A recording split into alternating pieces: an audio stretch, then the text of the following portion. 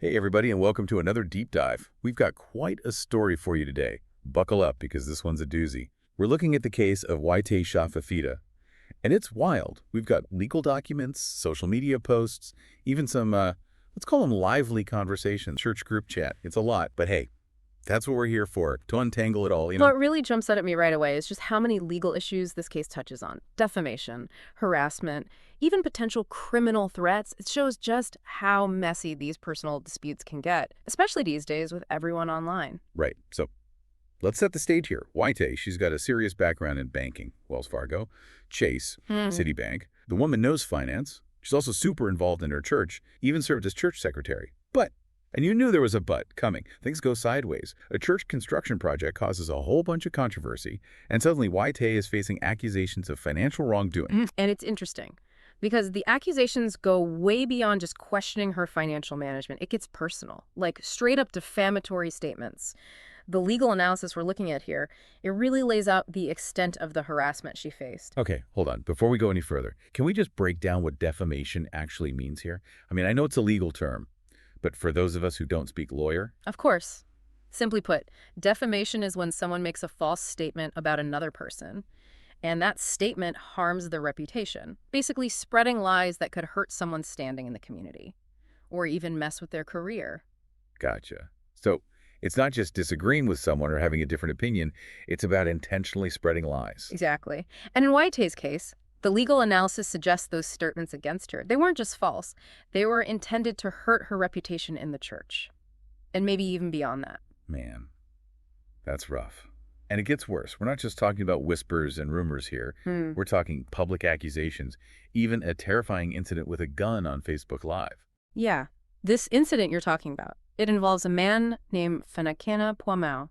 He goes live on Facebook with a gun talking about this construction project. Yeah. It's a chilling example of how these online platforms, they can be used for threats and intimidation. It's scary. I mean, a gun. It's crazy how quickly this escalated. This is way more than just a disagreement about money. You're right. This incident, it really shows the level of hostility directed at Waite. And what's even more concerning, it fits to this bigger pattern. We're seeing more and more online threats and harassment. It makes you think twice about what you post online. I can't even imagine what Waite must have gone through. Yeah, the emotional toll of these accusations and threats, it's huge. She's publicly accused of wrongdoing, her character is attacked, and then she's dealing with threats to her safety. We actually have some of her Facebook posts where she talks about this whole ordeal. Yeah. In one post, she reflects on what it's been like working in the church, a place that's supposed to be about love and support.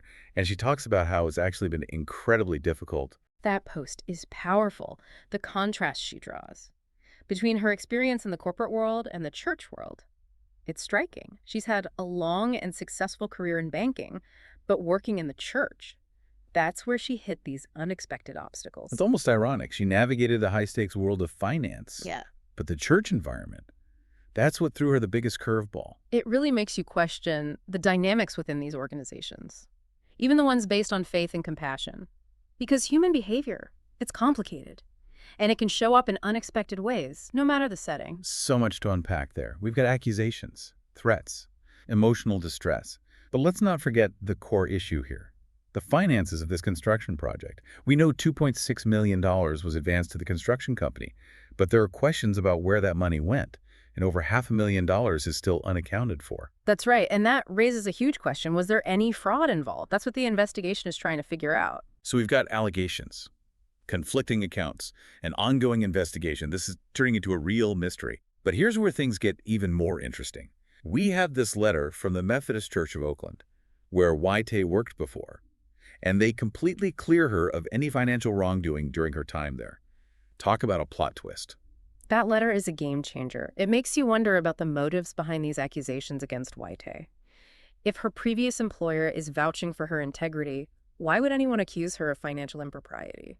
It definitely adds another layer to this whole thing. As listeners, how are we supposed to make sense of all these conflicting pieces of information? That's the hard part. We have to be critical of our sources, consider all the different perspectives, and try to piece together what happened without jumping to conclusions. It's like we're trying to solve a puzzle, but some of the pieces are missing. Or maybe they just don't fit. But let's dig a little deeper into these accusations against Vaite. We know she was the church secretary. But who exactly is making these claims? Well, the legal analysis actually names a specific person, Cipolla Mele Typoletti. It looks like she's been pretty vocal, making these defamatory statements about Vaite, especially in a church group chat. Wait, a church group chat? Seriously, that doesn't sound like the place for accusations and drama. Ooh, you'd be surprised. The analysis actually includes some excerpts from the chat logs. And let's just say, the language is not exactly what you'd expect from a group focused on faith and compassion.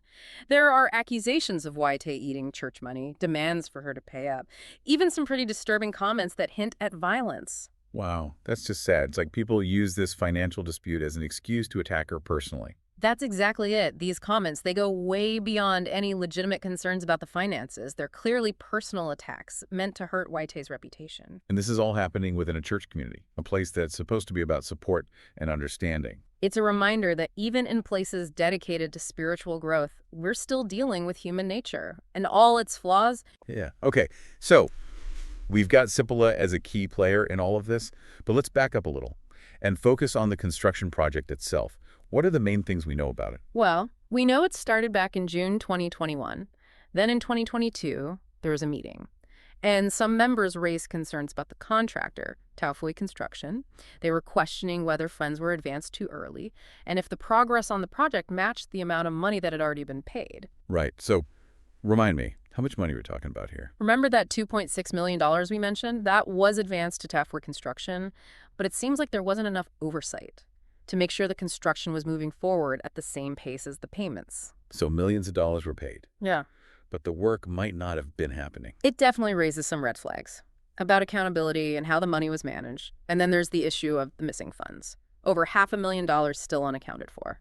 So we have this financial puzzle with missing pieces, a church group chat that sounds more like a reality TV show, and a Facebook Live incident that's just terrifying. And let's not forget that letter from Vaite's previous employer, supporting her claim of innocence. Right. Every time we think we're getting somewhere, there's another twist. Yeah. But let's focus on Vaite for a minute.